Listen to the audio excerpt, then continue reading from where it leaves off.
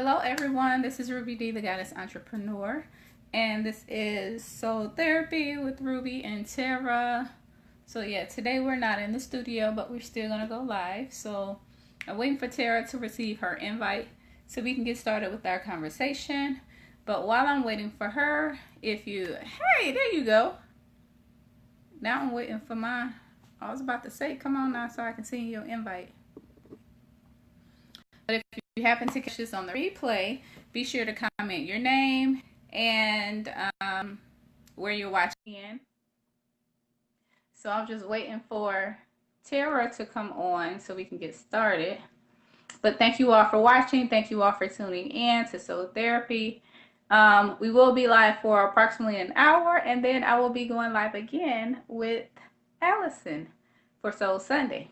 But right now, this is Soul Therapy, and today you will be getting your double dose of soul. Yeah. But while I'm waiting for Tara, I sent you the invite. Let me know if you have it. Girl, Facebook tripping today already.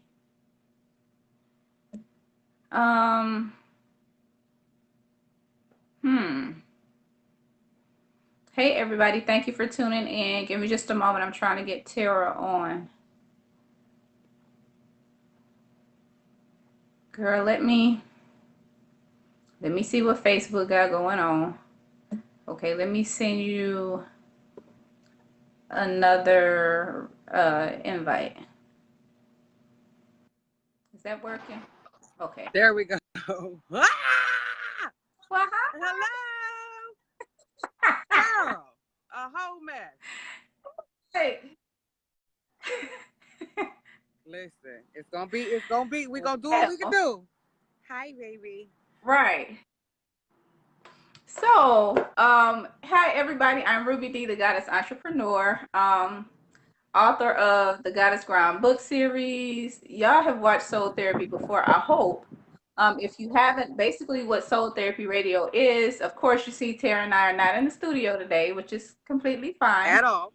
But basically, we talk about topics that relate to mental and emotional wellness, as well as the illness, the healing part of it, and basically topics that we feel are important that we really don't focus on, but we need to focus on. So today, we will be talking, well, today's topic is called Pulling the Trigger. It has nothing to do with guns, so don't worry about that. But before we get into it, I'm going to let Tara go ahead and introduce herself so you all can become familiar with her real quick. Hey guys, I am lifestyle consultant Tara Jackson, published author, speaker, I am a mommy today though. Y'all see me? Sometimes we gotta make it do what it do. I am the co-host of Soul Therapy Radio. Thank you for having me today, Ruby. Thank you for being flexible and figuring this thing out when the trigger is pulled. Girl. What you gonna do? Exactly. That's what I'm saying. So, with today's topic, of course, like I said, it's called Pulling the Trigger. Pretty much it's focused on recognizing what triggers us mentally and emotionally. And in recognizing those triggers, learning to manage the triggering moment more effectively. Right. And like Tara said, you see she at the park. And we were a little bit late today, so let me apologize for that. We are a little bit late, but it's okay. We still here to say what we have to say and share what we have to share. But the reason that I wanted to discuss this particular topic is because when you are healing, and as we go on this healing journey, it's hard for us to measure our progress. And the reason it's hard for us to measure our progress is because we become triggered. Sometimes we don't know when those triggers are going to occur. We don't know where. But when they do, then they affect us, of course, mentally, emotionally, energetically. And sometimes we don't realize that we're being triggered. And we have a tendency to just act out in the moment like we normally would, regardless as to where we are. And I feel that when we get to the point where we can recognize those triggers or feel when it's coming, we can kind of prepare ourselves in a way for us to better manage that particular moment as opposed to allowing it to, completely throw us off mentally and emotionally. So, that's pretty much what I want to talk about today. I'm going to go ahead and let Tara, give her thoughts about this particular topic so we can get on into it. Oh, definitely. Being able to recognize your triggers, especially as a recovering person, recovering alcoholic, drug addict, someone who is recovering from being in a depressed state for a very long time, you really, um, being able to recognize your triggers is an essential part of your healing. If you don't Mm-hmm. have the ability to think things all the way through, if you don't have the ability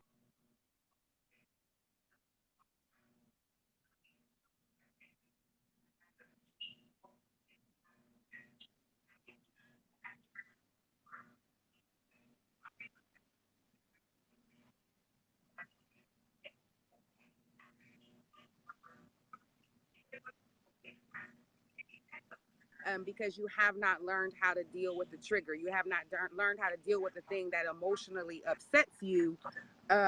And so you end up being in this vicious cycle of always in defense mode and always attacking people because you don't know how to deal with the trigger. Whatever the trigger Right. is, it's up to you to discover if it's your parents, if it's a particular topic, or it's a particular place. I know for me, when I first got sober, like it was very hard for me to go into any area that had alcohol involved because it was a trigger for me. So I had to, in order to protect myself, I had to start dealing with those things internally, but in the same breath, stay away from environments that triggered me to want to drink until I came Mm-hmm. to a place that I was,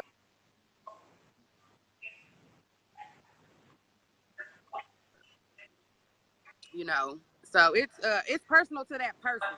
You know, whatever their triggers are may or may not be. Mm-hmm. It comes with internal work and being able to discover what they actually are and why do they trigger you. Right. Right. That's definitely important trying to figure out what your trigger is and why it's a trigger.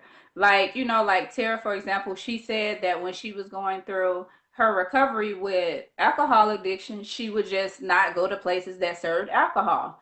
It can be just that simple, or sometimes it's not as simple as that. Sometimes it may be when a certain person's name is brought up, you start to feel a certain way, or if a certain song comes on, or if you smell a certain thing.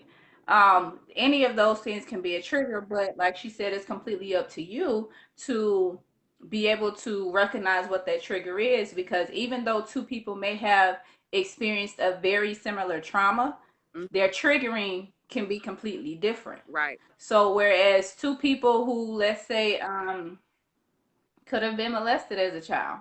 For one, it could be watching a certain show that comes on TV because their particular incident could have happened when that particular show was on. And of course, nobody knows that except for that person. right, But when they see that particular show or commercial, then it triggers them in some kind of way. Whereas for the other person, whatever cologne or perfume or whatever the case may have been, whatever mhm, that person was wearing, then that can be a trigger for that person. So it's completely up to you to determine what your trigger is.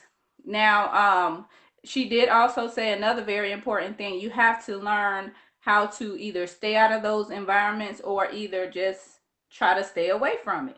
I mean, of course, I can't say, you can't go anywhere that doesn't have alcohol, but only you know how strong you are when it comes to your particular moments when you're triggered. right, For some, it could be very violent. For some, it could be very, even that triggering moment can be very traumatic right, for them, and for others, it could be as simple as them crying for a few minutes and then that's it. right, But again, that is a situation where only you know how that particular triggering is going to affect you and whether the place that you're in is sort of the an okay place to have this, or maybe you need to dismiss yourself or something like that. But it's completely up to you. But what we want to focus on today is learning how to recognize those triggers. So, Tara, question for you. Mm-hmm. When you were, I know that the alcohol piece of it is easy because that's kind of like, Yeah. very simple as far as a trigger. But can you think of a time of something that was a little more difficult for you to recognize what that trigger was? I think just being in relationships with men, and Mm-hmm. finding myself having attitudes or being defensive and not really understanding why I was being defensive. Like once I really looked at the situation for what it was like there was no need to be defensive. There was no need to be on guard. There was no need to react the way that I reacted. And as I continued to learn myself, that's when I started to identify certain things that men would do would make me feel uncomfortable because I had been violated, but I hadn't made the Mm-hmm. connection. It was just being, I don't really even know at the time what I thought I was doing or not doing. I just knew that I had these unhealthy relationships with men, and I really didn't understand why. I hadn't made the connection to all of the things that had happened to me before. Anything that resembled that put me in a position to be on Mm-hmm. guard. And so it took me, I got to probably took me 28 years to make the correlation to why, like I could be in a room with a man and he could hug me a certain way and he meant no ill harm, but I felt attacked. I felt unguarded. I felt unsafe. He didn't know that. Um, and Mm-hmm. I didn't necessarily understand why I had felt that way, or why I was responding that way, based on just this given innocent hug. So I guess it depends on the person, um, how much they're in tune with themselves. When you're not in tune with yourself, you really don't know what your triggers are and Right. why things are triggering you. So it took a really long time for me to understand it. Okay, that's why I do that. That's why I behave that way. Based on Mm-hmm. prior incidents and not having no boundaries to even be able to recognize when somebody was triggering me or doing something that made me feel uncomfortable. Right.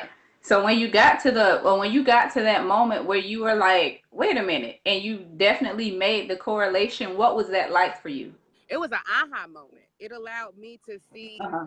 for one, where I had manifested and created a lot of things in my life, a lot of situations in my life based on those things that happened in the past. Like this didn't even have anything to do with that particular person. So I got Mm-hmm. I think it was more of the accountability piece where I could see my part in a lot of what had transpired in my life. Like when you screw Mm-hmm. over good people, you're like, wait a minute. This didn't even have anything to do with Ruby. This was all me. I had projected all of this onto, these people, places, and situations in my life. It was definitely aha moment. I did a journal of like 28 years of my life, and as I'm looking through this journal, Mm-hmm. the only person that I could see that was the common denominator was me. That was like, Mm-hmm. whoa, whoa. It's scary though because now there's nobody else to blame. It's just Mm-hmm. you. It's just you. Right. So it's whoo. It's definitely some work. It's some work. Yes, I can.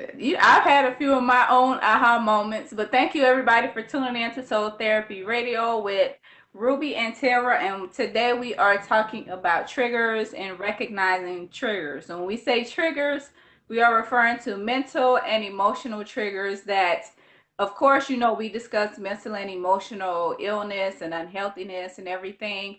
But we wanted to talk about triggers because usually when we have these moments, it's because something has triggered us. Mm-hmm. Another way to recognize triggers or to get to the point where you're wanting to recognize different triggers is when you notice. I know some days I wake up and I feel kind of off, or either the same time every month or the same time every year, I Mm-hmm. start feeling a certain way. And Mm-hmm. if you notice that you're feeling a certain way all the time, because I've seen it plenty of times where people are on Facebook and they say, well, I've been feeling this way and I don't know why.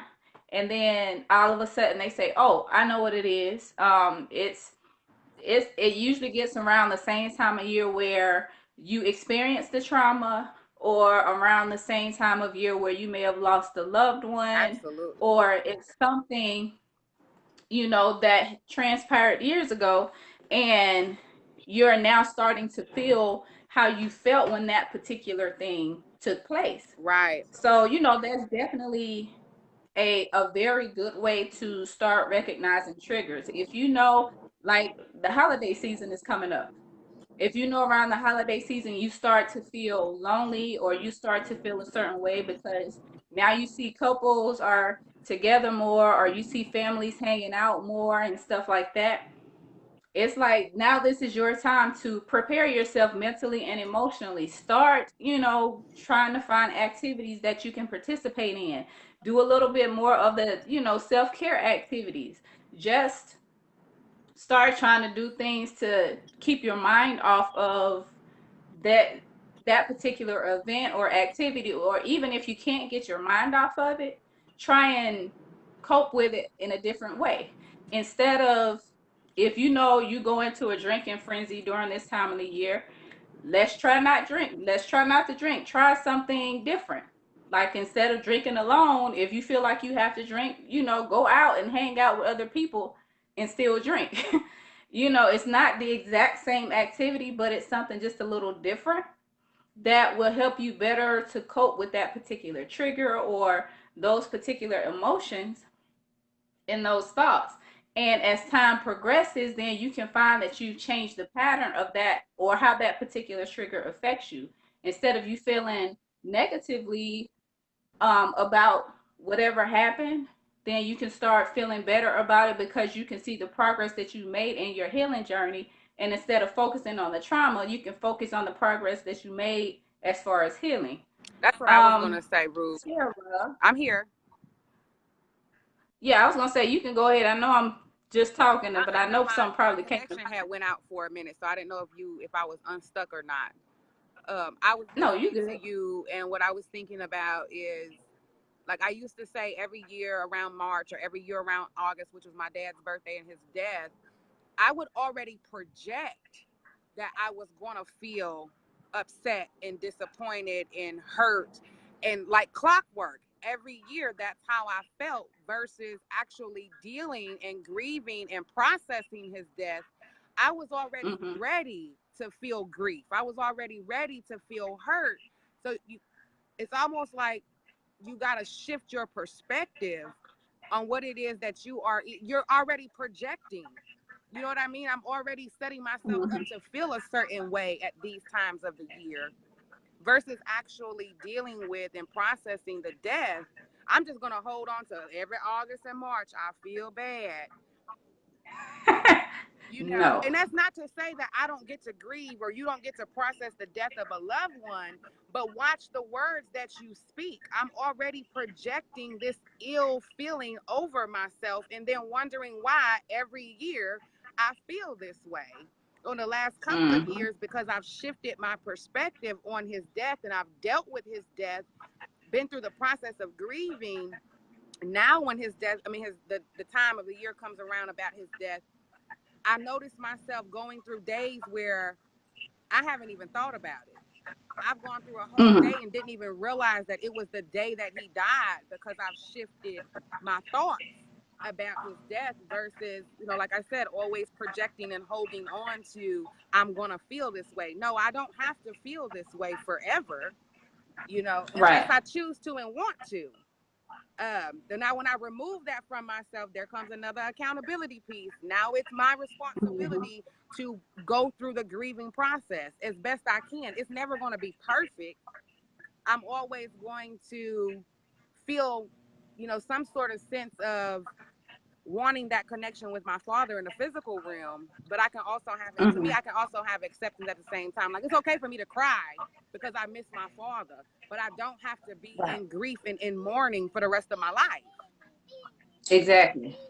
You And then know, you don't have to transfer that to other people, right. because one thing that some people do is when they are triggered, they push that on other people. It gives them the opportunity to play the victim Mm-hmm. and push all of that. It gives them a reason to be negative towards other people. Right. It gives them a reason to play the victim card, have people try and feel pity for them, and then they are actually comfortable in that spot. I'm gonna say, because It's their we on the comfort other zone. side of it, we also become enablers in people's lives who have experienced trauma, who have experienced, death of a loved one, or heartache, or heartbreak, or divorce, or whatever. There has to be a boundary there that says, yes, sis, I have compassion for what you've gone through, but I also have to have a boundary that says, I'm not going to allow you to shift that energy onto me. I'm not going to allow you to, not in my presence, simply be in a pity state, and not, see the flip side of that, not see the healing side, not Mm-hmm. see the accountability side, not see the responsibility side of it, because it is a responsibility on our behalf to participate in our own healing. Right. Right. And just like you brought up on the other side of it, I've, if knowing your history and your healing journey and us being friends and sisters like the way that we are, if I know that you're in a sensitive spot as far as let's use the drinking, for example. It's been times where I've invited you over and I'm like, well, there are going to be some adult beverages. So if you Mm-hmm. don't feel comfortable coming, then I completely understand. Right. And it's just like, from my perspective, it's just like I still have to be considerate of you because I know what you're dealing with. I know Right. what you've gone through. I know what you've done. And it's just like, from people that are in my position, if you know that a particular event or activity or something like that is triggering to somebody that you care about, and you know that they're actively working to heal and to get better, don't put them in a situation where they're going to be triggered over Girl, and over and over again. I That's have just been there. inconsiderate. I have been there. Mm-hmm. And it's one of these things that you can be a loving and supportive friend, but if you have not traveled that journey, there's a space there that you know nothing about. And so if Mm-hmm. someone is saying, no, I'm not comfortable because this triggers me, as a friend, you may not understand and you may not even agree. But like you said, let me be considerate of this is not, this is something that doesn't work for her. This is something that she's not comfortable with. So I'm not going to put, I've had people that will push and push and push until I'm triggered for real. It's not even about the alcohol. Now I'm triggered because you don't respect the boundary that I'm setting for Exactly. myself and saying, no, at this point in the time, Ruby, it's been so long since I've had a drink. It's not even about the drink anymore. It's about, I don't want to be in the environment. I don't Mm-hmm. want to engage with people who are heavily under the influence. That's just a preference now. It's not even about the alcoholism. It's just a preference based on my Mm-hmm. own experience. So again, the flip side is those people in your life respecting and supporting that boundary that you have. Because if you know that something triggers you, it's your responsibility to set the boundary. This doesn't work Right. for me. I don't have to be persuaded on either side of the coin because I've lived it. I know what it is for Mm-hmm. me. I've played the tape all the way through. I just need you to be able to love and support and know that it's not personal. It's Right. never personal. William said, the sacrifice is so painful, many will not seek the journey of healing. It is painful, William.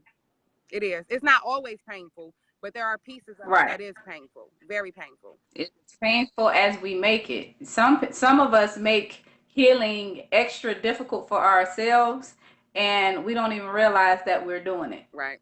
Like like for instance, what we're talking about today, recognizing triggers. If you know something is a trigger for you, why would you keep going into that in particular environment or participating in a particular activity if you know you don't like being in relationships and you've been cheated on and it affects you a certain way, why do you ignore red flags that clearly says it's a possibility? That And accountability then you piece, wonder why. Rue. That accountability piece. That Exactly. accountability piece. Exactly. I don't want to be accountable It's, for the part that I play in my own demise. And so it's easier for me to keep jumping in relationships and saying, well, I'm giving love a chance again. I'm trying again. No, you have not done the work that you mhm. need to do on you. And so as soon as you get in a relationship, something will trigger you. And then you'll find yourself in a Exactly. toxic relationship again because you haven't done the work. If I know that I would like Right. to be treated a certain way and this man doesn't have the ability to do that, and I see that he doesn't, that's a trigger for me. That's a red flag for me. Then the responsibility comes back to me. Right. I have to be But the you're one gonna that keep seeing says, them anyway. right, that doesn't make sense. Healing works both ways, Not at all. y'all. The accountability piece for healing is for you. It's for you. Right. We get the healing and the responsibility thing kind of confused. If Ruby hurt me, it's her responsibility to do what she needs to do to change so that she doesn't conduct that behavior again. But it's my responsibility to do the healing piece so that I can move on. That ain't Ruby's stuff. Exactly.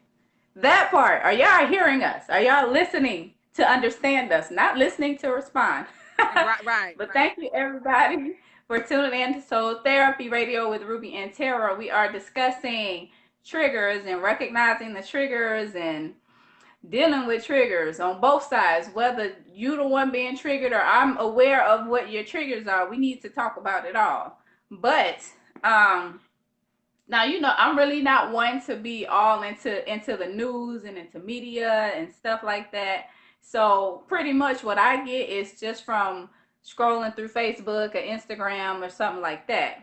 But I do know, recently within the news, more celebrities and more people have been discussing mental and emotional illness and healing and self-care and treatment Mm-hmm. and all of this good stuff. And I'm definitely glad that more people are bringing it to light, especially celebrities, people that are influential Mm-hmm. to their audience and um their viewers and everything. So it's definitely something that I'm glad we are starting to discuss more. But we have to realize that these little pieces around it that contribute to mental and emotional illness as a whole has to be discussed as well. If we don't discuss these little pieces and just keep talking about mental illness is bad, get help, self-care, that's not really going to resolve the problem or resolve the issue. So that's one reason why I absolutely love, having these conversations with Tara, because we get the opportunity to talk about these little pieces that contribute to the overall issue or the overall problem that we're now addressing.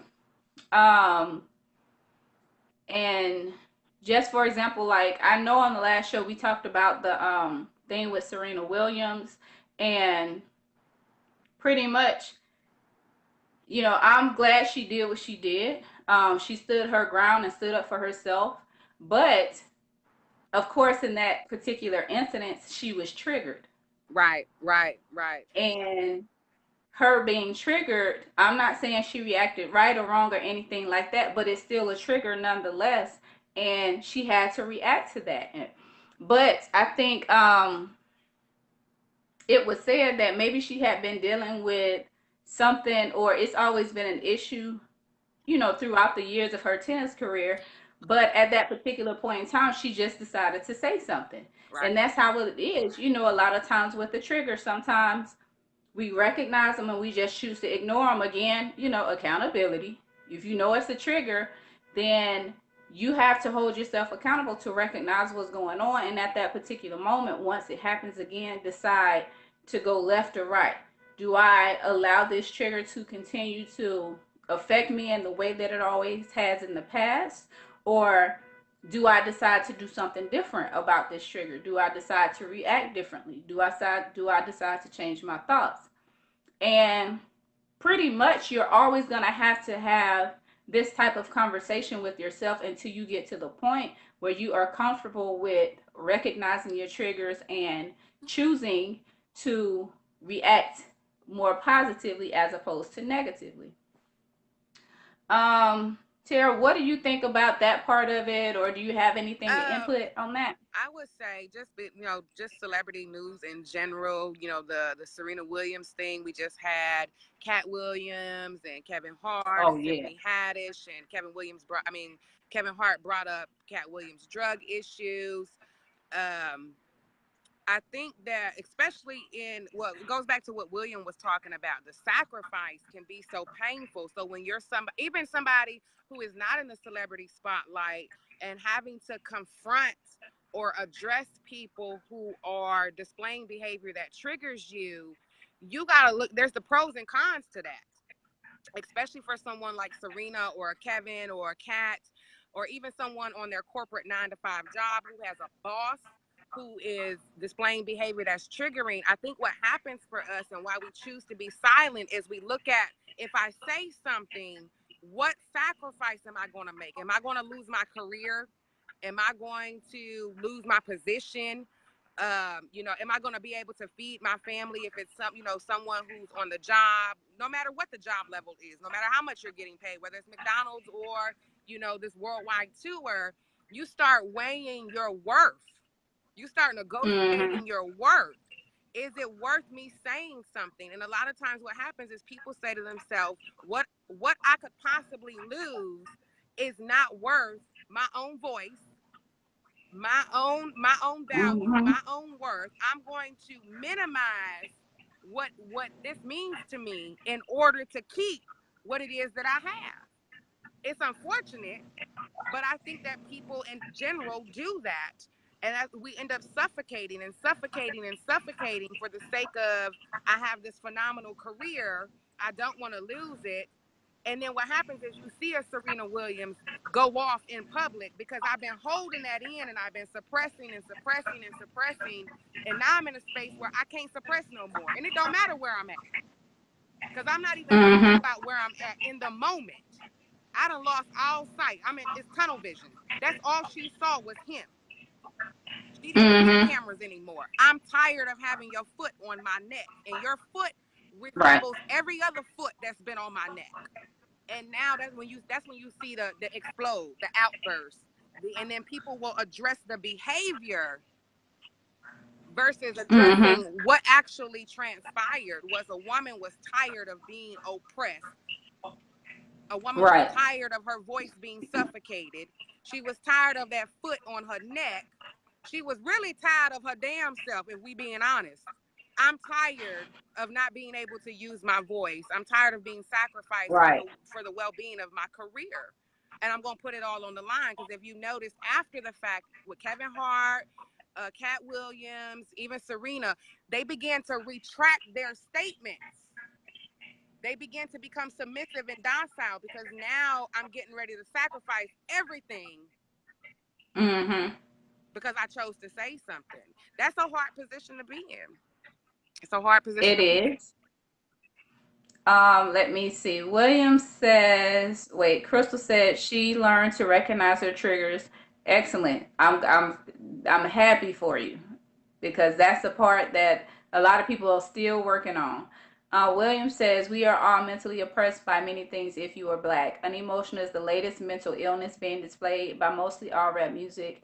That indeed is also a trigger concerning loving yourself or anyone else. And that's why I rarely listen to it. Right. Crystal says, I ended up on my therapist's couch from not saying something. Yeah, absolutely. What did she say? I didn't When hear you you. She says she ended up on her therapist's couch from not saying something. Right. Right. Right. Right. Right. And to comment on what William said about not being emotional, I want people to understand that your power lies in your ability to be emotional. Not only be emotional, but also effectively manage and basically effectively manage your emotions. When you get to the point where you can feel and not always react React. and respond in such a way where you haven't even allowed yourself time to really process what's going on, how it's going to affect you, how it affects those around you, how it's going to affect you 5 minutes from now.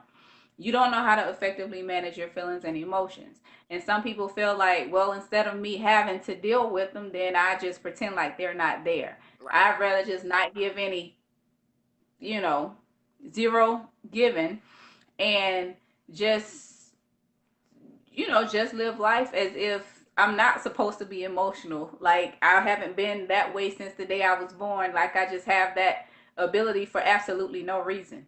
Right. No, you have feelings for a reason. You're supposed to utilize them for a reason.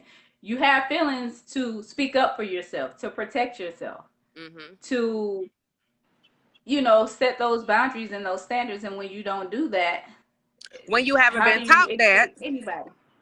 Oh, well, yeah, that part. That's a whole nother Mm-hmm. conversation about things we were never taught. Not So as you're really children, not learning as on the adults, not fly. ever. Like I said, people are trying to gauge, like, do I be quiet? Me and Takira was talking about this yesterday at lunch. Learning when silence is powerful, but then also Mm-hmm. learning to find that balance and being able to know when to use your voice, the balance between the two. Sometimes, even for me, sometimes I'm like, oh, maybe I should have been quiet, or maybe I shouldn't have been quiet. Or even coming to you like, Ruby, was this effective communication?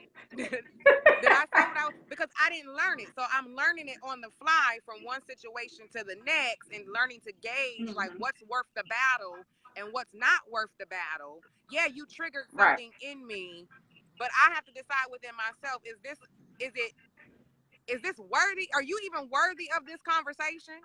Exactly. Is this wasted energy to even have this conversation with you? Or is the solution I need to walk away from this person?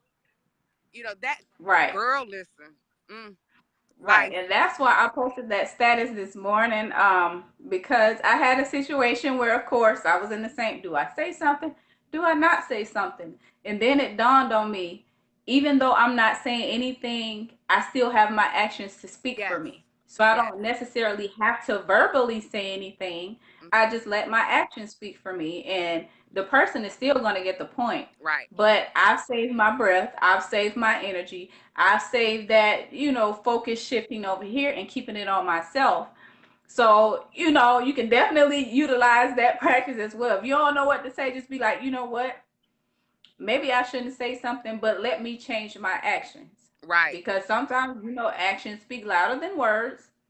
And Absolutely. sometimes that's all you need to do. Right, right, right, But right, right. yeah. Giving yourself permission. I remember I had a client who was like never knew how to say no to people, and she would find herself in situations she didn't want to be in.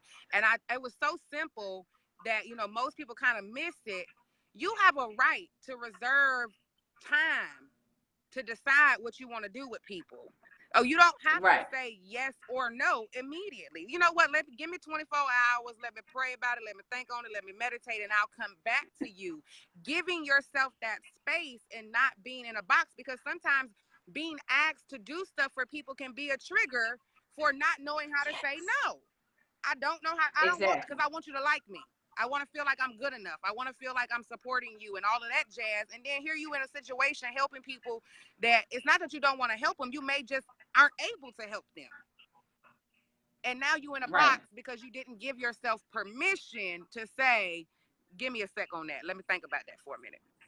Let me Right. think. Because if you give And yourself it, that space 9 times out of 10, they done already decided you don't want to help them. You ain't about, they done had this committee in their mind have a conversation. And usually they don't even mm-hmm. bother you no more. They really don't. Right. Sometimes they just asking just to see. Just to see. Like, Right, right, right, well, right, right, right, right. Or even you know what? I can't help you with what you asked me to help you with, but I can do this. Setting right. those boundaries and allowing yourself to do what you feel comfortable doing, not what you feel forced to do. That's a trigger. Mm-hmm. Exactly. Now, while we're talking about triggers, it was funny because, of course, a lot of us get up every morning, do our little personal thing, meditating, go to the bathroom, take a shower, whatever it is we do in the morning, and then we go to Facebook. We wake up all happy and everything, then we get to Facebook, get to scrolling, and then Facebook, see your memories.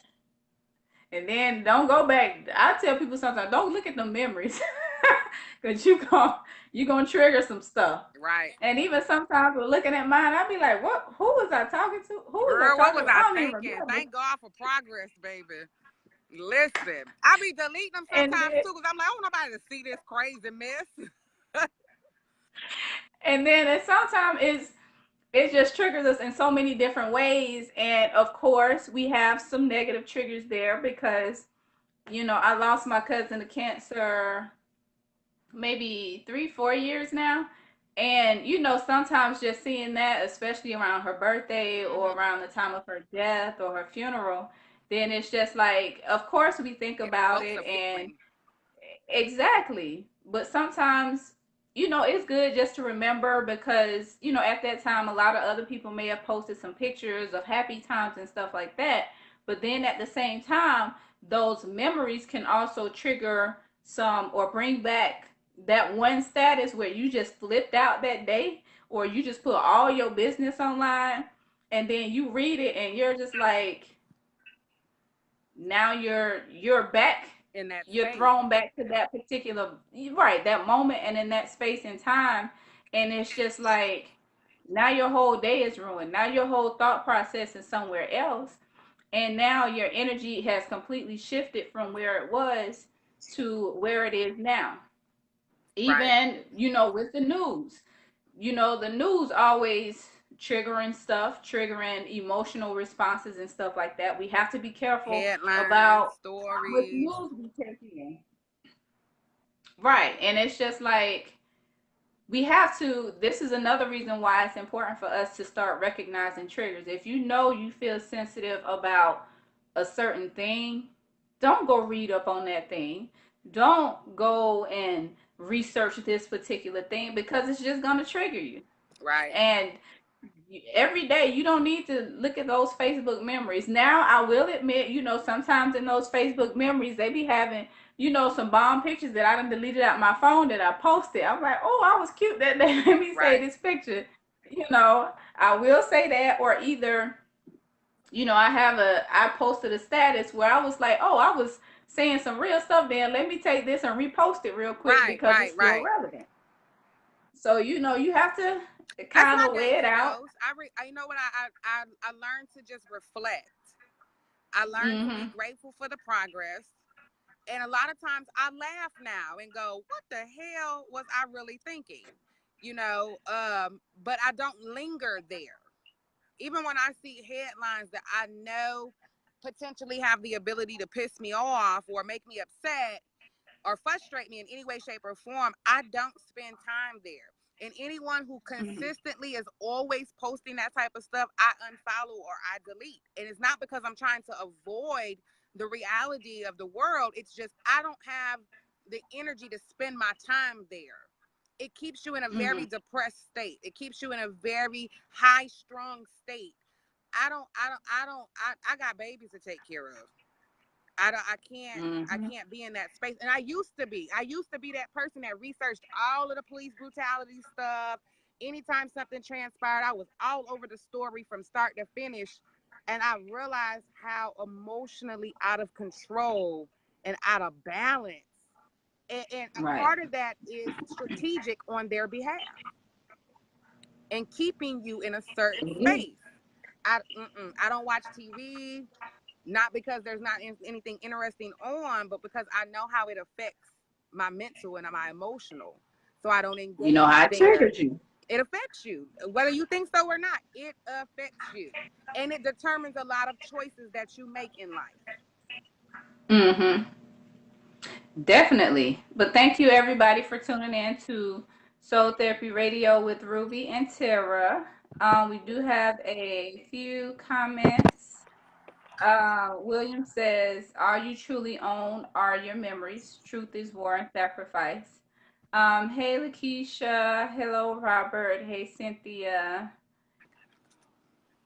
But thank you all for tuning in. Thank you for engaging and leaving comments, for the hearts, the likes. If you feel this information is beneficial or resonates with you or may with somebody else, please feel free to share it. We definitely appreciate that. Hey Coronado, thank you for tuning in.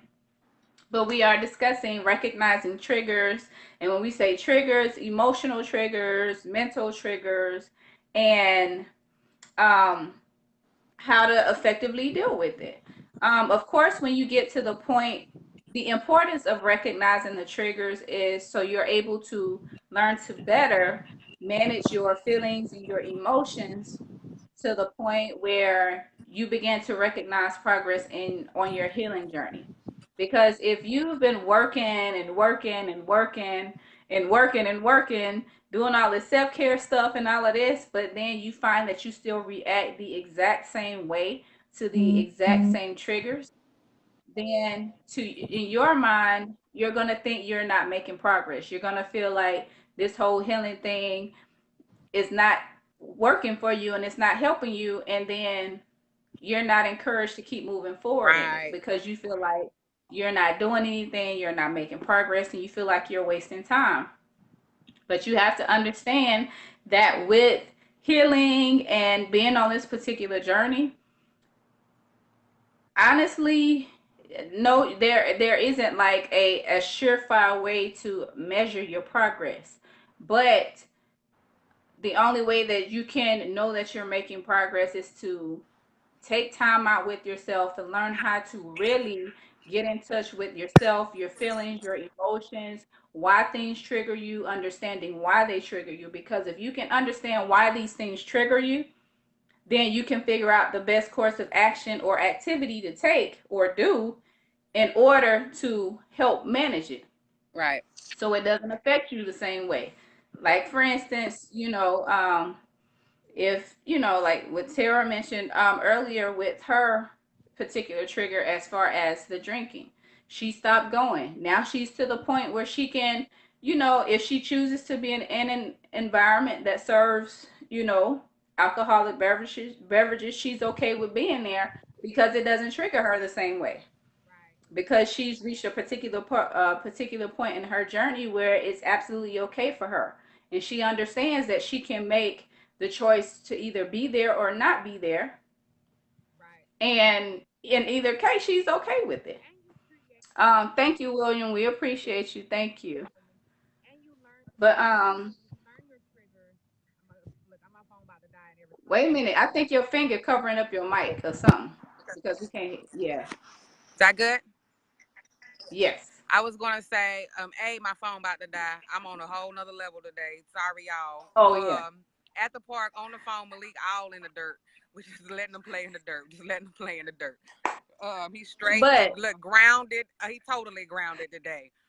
What I was gonna say is, once you learn your triggers and you learn why those things trigger you, you do become stronger with those triggers as you continue to learn about them and put boundaries in place. But you also, so if you're someone who's experienced a lot of trauma, learn to create a safety plan for yourself. Like, I know mm-hmm. that I can be around alcohol, but I'm not gonna be in the club from 9 to 2 in the morning. So it may be that I Right. want to go see Ruby sing at karaoke, and I'm gonna spend an hour with my sister listening to her, supporting her, and then I'm gonna go on about my business. You don't have to keep yourself in dangerous positions to prove to yourself that you're stronger now. Period. Mm-hmm. You just don't have to do Good that. point. You have to do what's comfortable for you and not what's comfortable for other people. And if you know you're not okay with it, then don't do it, and don't work on being okay with it. Work on being okay with you. Like, there's nothing for me to prove to Ruby at all when it comes to alcohol and drugs. It's for me to say this is the boundary, and either you respect it or you don't. But I don't gotta crap on you to get you to respect it. It's just, I Mm-hmm. have to say, okay, this is what works for me. And it's really that simple. This is what works for me. As simple This as that. doesn't work for me. But don't put yourself in bad situations trying to show people that you healing. Mm-hmm. That doesn't make sense. And I've been somebody to do that and ended up in a bad situation trying to prove I was healing. You don't have to prove that to anybody. Y'all hear that? Y'all ain't got to prove y'all healing to nobody. No, no, not at all. If I go dead, I love y'all. It's fine. I'll finish it on out with you, but Yes, you can go ahead and go. We good. We basically said all we have to say. The only thing I'm gonna do is go over a few little things since you already started it, as far as the I can't even talk. Happy, healthy, and healing part of it. yes, Some resolutions, some yes. activities, like you said. Create a safe space. If Right. you know you want to hang out for, or a plan. You said a safety plan. Mm-hmm. Yeah, And what that and looks it's like just for all you. about being aware. And I mean, and I wouldn't do it if you are fresh out of an experience, or that experience is still very disheartening and upsetting for you. I wouldn't do that. I wouldn't create a safety plan and I'm 2 days clean trying to let's be clear about that. I've been clean for years. until I decided that I was okay to be in certain situations. But that came back to me, being okay. But I wouldn't suggest that when you are fresh in the healing process or recovering process, or going to or whatever. I would be talking to the people in my life that are loving and supportive, my friends, my therapists, my parents, my whoever is on your team, and being honest about, hey, I want to go hang out with Rube at the karaoke, but I really want to create a safety plan, an exit plan for myself in case I'm triggered. Then what is my next steps? Then what do I do? Because a lot of times you fall victim to the trigger because you don't know what to do after the trigger.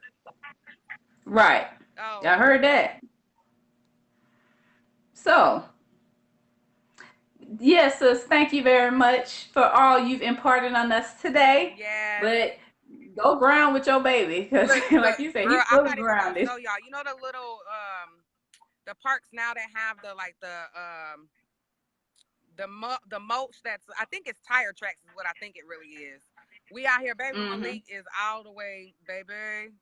We No done ma'am. went through all that. No Like, I need ma'am. to get to the dirt. This We ain't no all dirt. in the dirt. I mean, all in the dirt. And I was like, you know what? Let this boy be a boy right now, and you'll clean it up later so we can do this show. What we listen. Yeah. When we say soul therapy, when we say sisterhood, we mean that. Whatever we got to do to show up Yeah. and show out to support and love on y'all. We will.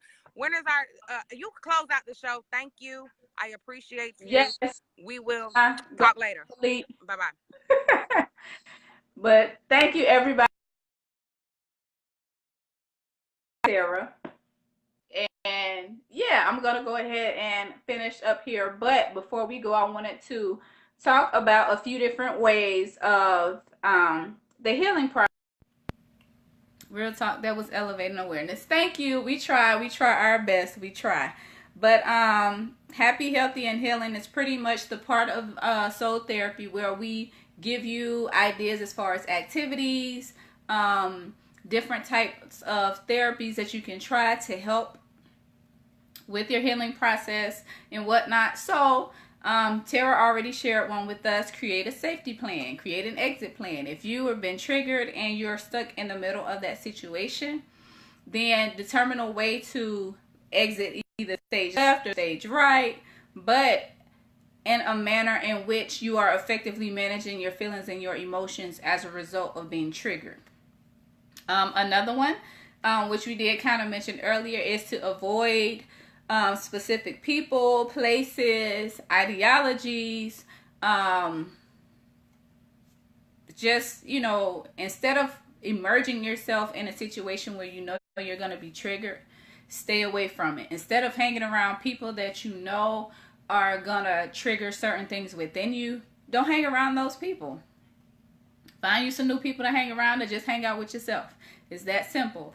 Ideologies. I know we say our parents taught us so much when we were young, but they only taught us as much as they knew and were aware of, and sometimes it was not always the best information. So when you find new information that works better for you than the old information, it's completely fine to replace the old with the new because it works better for you. Just because it worked for them back in the day does not mean it will continue to work for you now, even if it has or that's not even to say that it's worked for you at any point. You just roll with it because that's what your mama said and that's what your daddy said. Sometimes we can let that go. You can let that go. That's why I say ideologies. If that's triggering for you, let them go and find ideologies that resonate with you and work best for you. And avoiding these people, these places, these ideologies are ways that you can better deal with your mental and emotional when you're triggered. Thank you, William. And of course, with learning to effectively manage your thoughts and emotions, when I say that, I'm pretty much referring to when you are triggered, allow yourself to deal with it then. Don't try and fake it and say, oh, I'm good, and brush it off when you know you're not. Give yourself a minute to process what's going on and process how that makes you think. Process how that makes you feel, because sometimes we don't realize this, but when we experience an event for the first time ever, that basically programs the way we think about that event. So let's say, for example, if your first relationship was a horrible relationship and this happened, you felt bad. The first time you were intimate, it felt bad. The first time you went on a date, it was bad. Then that subconsciously starts your thought process about that particular event. So the next time you get into a relationship, you're going to think about the thoughts that you're going to think about how that first relationship was. And then you're going to be cautious about the next one. And you subconsciously attract bad relationships. And you're not even realizing you're doing this because that's the way your first relationship was. And those thoughts that formulated as a result stay with you. Same thing like with your first sexual experience. If it wasn't so good, then you're not just going to go running into your next sexual relationship. No, because you've already formulated these thoughts of your intimacy not being the most comfortable or the most exciting thing for you. So the next time you're in that situation, you're going to think a certain way about it. Yeah, I'm kind of hot. I don't know. My ear ain't kicked back on yet. Or maybe it's just because I'm talking a lot. I don't know. But, you know, when I say learn to effectively manage your thoughts and your emotions, if every single relationship for you has not been negative, then you should not always think negative about relationships. Especially if that's not the norm for everybody. Trust me, if everybody was out here just having horrible and bad relationships and there was none that were good, trust me, will nobody be out here in no relationships? Because it's just like, why? They're all bad. There's no point in going there. But that's not the way it works. So we can actively work to change how we think about a particular person, event, situation in order for us to, instead of having negative thoughts about it, we have positive thoughts about it.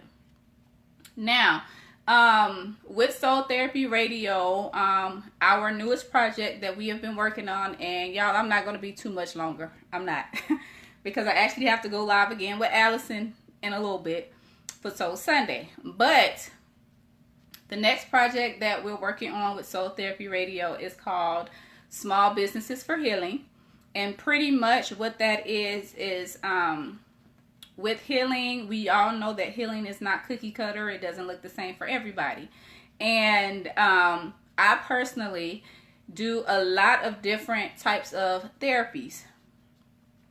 For instance, me doing my hair is a form of therapy for me. It's time for me to spend time with myself. It's time for me to nurture myself. It's time for me to meditate in a way. It's just self-care for me. Also, same thing with skincare. I'm an esthetician. So cleansing your skin and exfoliating your skin is a type of therapy. For men, I know grooming for you all is a type of therapy because after you've put this time and effort into yourself, it makes you feel good. You look good, you smell good, and you know, you basically, when you look good and you feel good, then you give off a lot of positive energy. It makes you, it's healing for all of us. But with those different types of therapies, I have reached out to some small businesses to donate products to help. So today, the business that we will be, that contributed products, fellas, I'm sorry, this is for the ladies. This is for the ladies. But it is from Glorious Tresses and Glam. This is the little plastic that I got the items in. But Glorious Tresses and Glam, she actually has makeup and extensions and stuff like that. But one of you will be able to select from one of 5 items that she sent me. So I'll go ahead and share them with you. So fellas, it's for the ladies. This is for their beauty therapy. You know, when they're getting ready for a nice date night or a nice night out with the girls, or even getting ready for work. We have The winner that I pick is pretty much just anybody that's tuned in today. So I actually go back and watch it and randomly pick one of the ladies that have been watching. But you can either choose from a 15 color concealer palette. And I'll take it out real quick. I'm trying not to be too much longer. But she did send a concealer palette. So brand new, straight out the pack. So that's one item you can choose from. Or you can choose from a 15 color eyeshadow palette. Y'all, I almost kept it for myself. Because I'm a makeup artist too. I almost kept it for myself. But I was like, no, I'm going to give it away. Because I have plenty of makeup. But the next one is a 15 color eyeshadow palette. So let me make sure I put that back. So you can choose from that. You can choose from eyelashes that she sent. And this is what they look like. Very dramatic. The pair of eyelashes. And she sent 2 lipsticks. One is a liquid matte lipstick. Well, you know what, William? That is an excellent idea. You know what? Man, I'd include you too because you can give it to your girlfriend or your old lady. But this is one lipstick, and as you can see, it's kind of like of a lavender color. So this is the liquid, the matte lipstick, and then the other is a matte as well, but it comes in a tube, and it's more like a dark champagne or dark red burgundy, if you will. But you can choose from those 5 things, and you can pick one. But pretty much with small businesses for healing, as a small business, you just, you know, send in products that we can give away for free that can be used by, you know, whoever wins it. So yeah, you have those 5 things to choose from. So I will go back and watch, and I'll pick a winner. I might pick 2 winners. I don't know. It depends on how I feel. But that's Soul Therapy Radio. Our next show, we will actually be in studio, myself and Terra. For those just tuning in, Terra had to go. But definitely go back and watch the full video because we were discussing, today's topic was entitled Pulling the Trigger, and we were talking about recognizing triggers and how to effectively manage them. So make sure you go back and watch that. We will be in the studio. Next show is October 7th at noon, from noon to 1. We will be in the studio, and, you know, I'll actually tell y'all what the topic is. I'll post it. I'm not going to tell you on this video, but it's going to be a really interesting topic, and we kind of hinted at it on this particular show. But yeah, be sure to tune in October 7th. I'll actually be going live again today at 2 for Soul Sunday with Allison. And to find out what we will be talking about then, you have to tune in then. So, but we really appreciate you for tuning in. If you like to make any donations, if you like to advertise, if you would like to be a guest on the show when we're actually in the studio, not a Facebook Live guest, but an in-studio guest. If you like to be a guest, or if you want to sponsor any products, please feel free to reach out to me or send us an email at radiosoultherapy@gmail.com. Join our email list at, you can go to www.soultherapyradio.life. And yeah, I gotta go because I gotta get ready for my next show with Allison. So we will see you all October 7th at noon. Peace. Bye-bye.